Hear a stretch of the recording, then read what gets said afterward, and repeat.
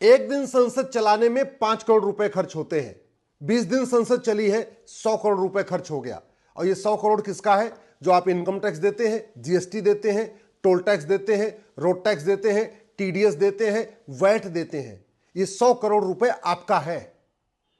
लेकिन 20 दिन में संसद में हुआ क्या है?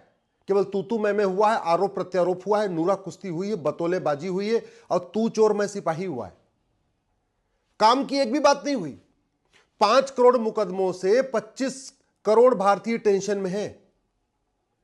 25 करोड़ भारतीयों को कैसे जल्दी जल्दी न्याय मिले, उनके साथ उनको 1 साल के अंदर न्याय मिल जाए, इस पर चर्चा नहीं हुई।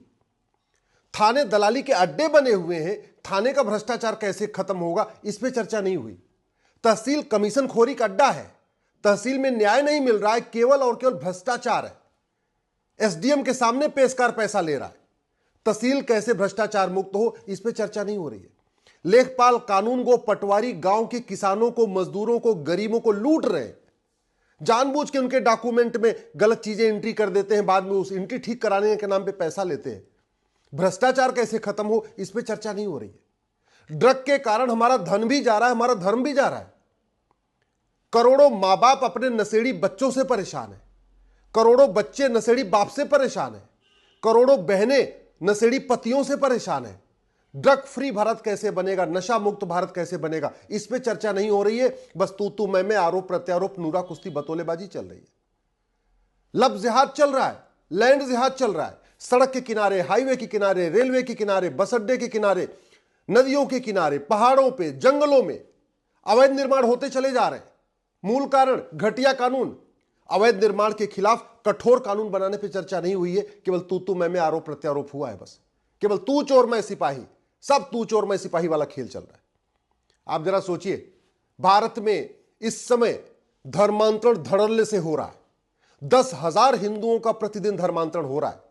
और मैं गारंटी के साथ कहता हूं, यह धर्मांतरण 1 महीने के अंदर खत्म हो जाएगा। केवल इतना काम कर दिया जाए, ये जो भारतीय न्याय संहिता बनी है ना, इसी में एक चैप्टर जोड़ दिया जाए, ऑफेंस रिलेटिंग टू कन्वर्जन। एक चैप्टर जोड़ दिया जाए और देश के सभी राज्य सरकारों को कह दिया जाए कि जहां जहां धर्मांतरण हो रहा है, धर्मांतरण कराने वालों और उनके मददगारों के खिलाफ एनएसए लगाइए, यूएपीए लगाइए, वेजिंग वॉर लगाइए, देशद्रोह लगाइए, गैंगस्टर एक्ट लगाइए, नार्को पॉलीग्राफ, उनका ब्रेन मैपिंग टेस्ट करिए, हर जिले में फास्ट ट्रैक कोर्ट बनाइए और धर्मांतरण कराने वाले मिशनरी और जिहादियों को आजीवन कारावास, फांसी दिलवाइए, उनकी नागरिकता खत्म करिए, उनकी 100% संपत्ति जब्त करिए। मैं कह रहा हूं 1 महीने के अंदर धर्मांतरण रुक जाएगा। सारे जिहादी, सारे मिशनरी भारत छोड़ के भाग जाएंगे। 10,000 हिंदुओं का प्रतिदिन धर्मांतरण हो रहा है। लगभग 40 लाख हिंदू हर साल कम हो रहे हैं। और मैं कह रहा हूं, अगर हम घटेंगे तो कटेंगे, और जहां जहां घटे वहां वहां कटे। अफगानिस्तान में घटे वहां कटे, पाकिस्तान में घटे वहां कटे, बांग्लादेश में घटे वहां कट रहे, कश्मीर में घटे वहां कटे। इस पे चर्चा नहीं हो रही है। बस तू मैं आरोप प्रत्यारोप, नूरा कुश्ती, बतौलेबाजी चल रही है। इस 20 दिन में से 4 दिन तो संविधान पे चर्चा के लिए रखा गया था और संविधान पे कोई चर्चा नहीं हुई। केवल बाबा साहब के नाम पे तू मैं हुआ, आरोप प्रत्यारोप हुआ, नूरा कुश्ती, बतौलेबाजी हुई। संविधान कहता जनसंख्या नियंत्रण कानून बनाओ, उस पर चर्चा नहीं हुई। संविधान कहता समान शिक्षा लागू करो, उस पर चर्चा नहीं हुई। समान कहता समान नागरिक संहिता लागू करो, उस पर चर्चा नहीं हुई। समान कहता जस्टिस विद इन ईयर करो, 1 साल के अंदर सबको न्याय दो, उस पर चर्चा नहीं हुई। संविधान कहता है कि भारत एक संप्रभु राष्ट्र हो चुका है। संविधान के प्रियम्बल में लिखा है, पहला शब्द लिखा है सोरेन। संप्रभु का मतलब न गुलामी का नाम होना चाहिए, न गुलामी का निशान होना चाहिए, न गुलामी की कुरीतियां होनी चाहिए, न गुलामी की कुप्रथाएं होनी चाहिए। उस पर चर्चा नहीं हुई। यह वर्तमान टैक्स व्यवस्था पूरी तरीके से भारत विरोधी है, पूरी तरीके से सनातन विरोधी टैक्स व्यवस्था है। 1 नेशन 1 टैक्स पे चर्चा नहीं हुई। व्यापारियों को लूटा जा रहा है, व्यापारियों का शोषण हो रहा है, व्यापारियों को चोर बना के रखा हुआ है, लेकिन वो टैक्स रिफॉर्म पे चर्चा नहीं हुई। अनपढ़, अनाड़ी, गंवार, माफिया टिकट खरीद खरीद के पार्षद बन रहे, प्रधान बन रहे, विधायक बन रहे, सांसद बन रहे, लेकिन इलेक्शन रिफॉर्म पे चर्चा नहीं हुई। जुडिशियल रिफॉर्म पे चर्चा नहीं हुई। जजों की मर्जी, वही एक जज कुछ अलग फैसला देता है, दूसरा जज कुछ अलग फैसला देता है। कानून इतने घटिया है कि डिस्ट्रिक्ट कोर्ट का जज उसका अलग अलग इंटरप्रिटेशन करता है, हाई कोर्ट का जज उसका अलग इंटरप्रिटेशन करता है, सुप्रीम कोर्ट का जज उसका अलग इंटरप्रिटेशन करता है।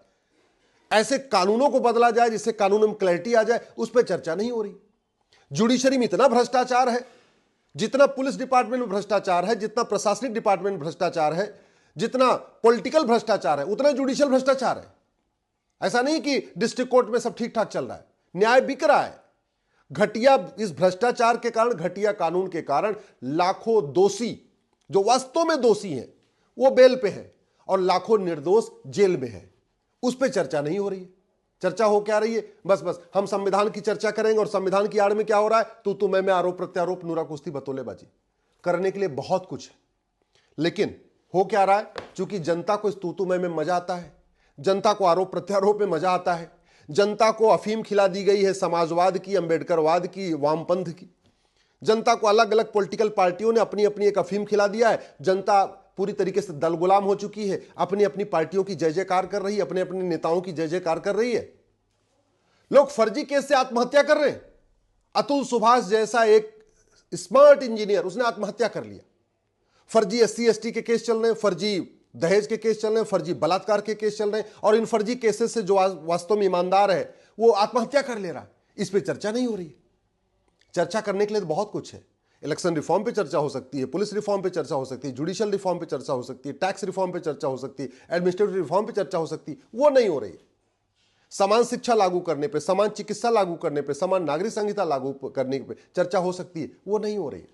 घुसपैठ नियंत्रण कानून पे चर्चा हो सकती है, नशा नियंत्रण कानून पे चर्चा हो सकती है, भ्रष्टाचार नियंत्रण कानून पे हो सकती है, धर्मांतरण नियंत्रण कानून पे चर्चा हो सकती है, लव जिहाद नियंत्रण कानून पे चर्चा हो सकती है, लैंड जिहाद पे चर्चा हो सकती है। वो नहीं हो रही है। भारत की डेमोग्राफी तेजी के साथ बदल रही है, और वो डेमोग्राफी बदलने का 5 कारण है: लव जिहाद, ड्रग जिहाद, घुसपैठ जिहाद, धर्मांतरण जिहाद, जनसंख्या जिहाद। और ये 5 संविधान में लिखा हुआ है। ड्रग जिहाद रोको, नशा मुक्त भारत बनाओ, आर्टिकल 47 कहता है। उस पर चर्चा नहीं हो रही है। आर्टिकल 44 कहता है यूनिफॉर्म सिविल कोड लागू करो, उस पर चर्चा नहीं हो रही है। शेड्यूल 7 में लिस्ट 3 में एंट्री नंबर 20 ये कह रहा है जनसंख्या नियंत्रण कानून बनाओ, उस पर चर्चा नहीं हो रही है। आर्टिकल 16 कहता है सबको समान अवसर दो। समान अवसर तब मिलेगा जब 1 नेशन 1 एजुकेशन बोर्ड होगा, 1 नेशन 1 सिलेबस होगा, 1 नेशन 1 करिकुलम होगा। उस पर चर्चा नहीं हो रही है। भारत के 9 राज्यों में हिंदू खत्म हो गए, आगे और न खत्म हो जाएं, आगे और डेमोग्राफी न बदले, इस पर चर्चा नहीं हो रही है। 800 जिलों में से 200 जिलों में हिंदू खत्म हो चुके हैं। ये डेमोग्राफी आगे और न बदले, इस पर चर्चा नहीं हो रही है। 6000 तहसीलों में से 1500 तहसीलों की डेमोग्राफी बदल चुकी है, और बॉर्डर पे 300 की 300 तहसीलों की डेमोग्राफी बदल गई है। इस पर चर्चा नहीं हो रही है। बस हो क्या रहा है? तू मैं में, आरोप प्रत्यारोप, नूरा कुश्ती, बतौलेबाजी, भाषणबाजी।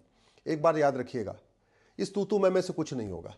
और जिन नेताओं के भरोसे आज आप बैठे हुए हैं ना, ये 20 से 25 साल के बाद आपके बच्चों को बचाने नहीं आएंगे। जब 1947 में आग लगी थी तो आडवाणी जी वहां किसी को बचाने के लिए नहीं रुके, बल्कि खुद ही वहां से पलायन कर गए। मनमोहन सिंह जी, इंद्र कुमार गुजराल साहब किसी को बचाने के लिए पाकिस्तान में रुके नहीं, लाहौर में खुद ही पलायन कर गए। यश चोपड़ा, प्रेम चोपड़ा या सुनील दत्त, बाकी मिल्खा सिंह, गुलजार, ये किसी को बचाने के लिए वहां रुके नहीं, खुद ही पलायन कर गए। अभी 2024 में बांग्लादेश में जब नरसंहार हो रहा है, कोई नेता, अभिनेता, लेखक, बुद्धिजीवी, पत्रकार, कलमकार वहां के लोगों को बचाने के लिए वहां नहीं रुक रहा, खुद ही पलायन कर रहा। वो तो पहले पलायन कर जाते। ना अफगानिस्तान में कोई नेता, अभिनेता, लेखक, बुद्धिजीवी, पत्रकार, कलमकार बचाने के लिए रुका था, न पाकिस्तान में कोई बचा था, न कश्मीर में कोई नेता, अभिनेता, लेखक, बुद्धिजीवी, पत्रकार, कलमकार रुका था, न 2024 में बांग्लादेश में कोई रुक रहा है। और एक बात याद रखिएगा, घटेंगे तो कटेंगे, और लगातार घट रहे हैं। घट रहे हैं धर्मांतरण के कारण, घट रहे हैं घुसपैठ के कारण, घट रहे हैं जनसंख्या विस्फोट के कारण, घट रहे हैं ड्रग जिहाद के कारण, हम घट रहे हैं लव जिहाद के कारण। चर्चा इस पे होनी चाहिए। इसलिए मैं कह रहा हूं, दल गुलामी छोड़ दीजिए, पार्टियों की गुलामी छोड़ दीजिए। वैसे एक चीज आप खुद भी बताइए, आपके अगर घर में बच्चे की तबीयत खराब है और डॉक्टर दवाई नहीं बदल रहा है, तो लगातार वही पुरानी दवाई दे रहा है और डॉक्टर दवाई बदल ही नहीं रहा है, तो आप जाके डॉक्टर को बोलोगे कि नहीं बोलोगे, भैया हमारा बेटा मर जाएगा, आप दवाई क्यों नहीं बदल रहे हो? या आप मरने का इंतजार करोगे? क्या डॉक्टर से आपको इतना प्यार हो जाता है कि डॉक्टर चाहे वही पुरानी दवाई देता रहे, लेकिन आप बच्चा भले मर जाए लेकिन डॉक्टर के सामने आप मुंह नहीं खोलोगे? मुंह खोलते हो ना, डॉक्टर से कहते हो ना कि पुरानी दवाई तो काम नहीं चल रही, नई दवाई दो। फिर आप सांसदों, विधायकों के सामने मुंह क्यों नहीं खोल पा रहे हो? क्यों आप जिन नेताओं से मिलते हैं, आप अपने सोशल मीडिया में अपना मुंह क्यों नहीं खोल पा रहे हो? क्यों नहीं लिख पा रहे कि ये घटिया कानून हमारे लिए बेकार है? क्यों नहीं आप लिख कह रहे हो कि ये कांग्रेस के कानून खत्म होने चाहिए? एक बात याद रखिएगा, कांग्रेस को कोसने से भारत का कोई फायदा नहीं होगा। कांग्रेस को कोसने से केवल पॉलिटिकल फायदा होगा, राजनीतिक फायदा होगा, लेकिन कांग्रेस को कोसने से हिंदू और हिंदुस्तान का कोई फायदा नहीं होगा। हिंदू और हिंदुस्तान का फायदा होगा कांग्रेसी कानूनों को बदलने से। हिंदू और हिंदुस्तान का फायदा होगा अंग्रेजी कानूनों को बदलने से। तो इसलिए कांग्रेस के कोसने से खुश होने की बजाय कांग्रेस के कानूनों को बदलवाने की कोशिश करिए।